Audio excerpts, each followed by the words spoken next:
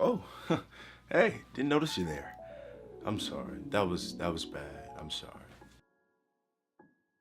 Well, first and foremost, I'd like to introduce myself. My name is Austin Keogh. So the representation of African American people in pop culture and media is something that is extremely meaningful to me. And I could make a video of, all black people in all media and how they're represented, but that would take a really long time. So instead, I've decided to focus in on the way that black women are represented in movies. And the reason why I chose to get this specific is because I came across something said by the amazing Bell Hooks. But in 1992, she's credited for coming up with this idea called the oppositional gaze. Basically this idea that encourages women of color to reject and critique stereotypes that they see in film specifically. Made me think, for most people, film is how we learn a lot about society. So shouldn't film somewhat be responsible for giving the right depiction, or at least an accurate depiction? I think so. So the misrepresentation of black women in films can be found in a lot of different, films that you come across. We can even criticize films that get a lot of praise from the critics. Take, for instance, the movie Moonlight that came out in 2016, directed by Barry Jenkins. It's an Oscar-winning film. It was a great production. It was amazing. Moonlight, Best Picture. But the woman that we see the most of in all of the film is the main character's black mother, who's strung out on drugs and can't keep a job. So you might find yourself sitting there asking, well, Austin, you're spitting out all this knowledge, but what's the reason behind it? What's the problem? And I'll tell you the problem.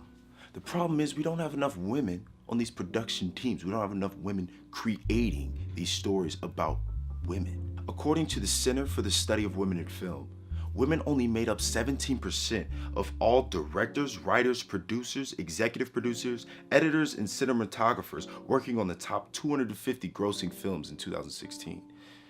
And that's women as a whole, so that's not even specifying the race of these women. So according to that same study, women in 2016 made up only 3% of all directors of the 250 top grossing films. And yet we still see black women in movies. We still see black women in film. But the question is, who's gonna stop these men from doing whatever representation that they feel like doing? Also, according to the Center for the Study of Women in Film, they noted that only 14% of all the lead female roles were played by African American women. And of that 14%, 24% of those women were heavily sexualized at one point in the film. So this means that they're not often represented in movies. And even when they are represented in movies, a good chunk of them are sexualized. And that's damaging to these little black girls and these little black boys that look up to these movies and watch them and wonder, why do all these women look like this? Most people want to borrow sugar, or even ketchup. You want to borrow my car? Hell no. Craig. Bye, Felicia. But that brings me to my next point.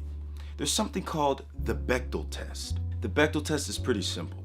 It questions whether or not a movie contains a scene where two women talk to each other about something other than a man.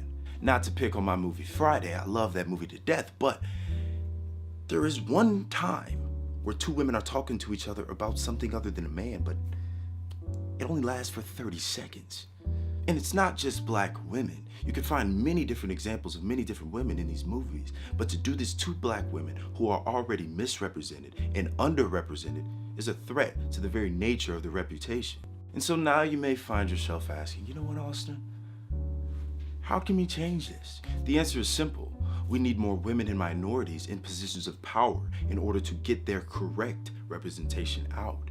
And we need to stop having things like this. You know what, I think I'm gonna make a movie about an underprivileged black woman growing up in the streets of Harlem. And it's not to say that Martin Scorsese can't do that. He's a brilliant director. But get someone to fact check, get a black writer, a black editor. So the next time that you guys are watching a movie, use Bell Hooks' theory of oppositional gaze and, do the Bechdel test. See if women are actually talking about actual things that go on in the movie besides men. And with that being said, always want more. Always question things and always want to do the best that you can. Thank you for watching.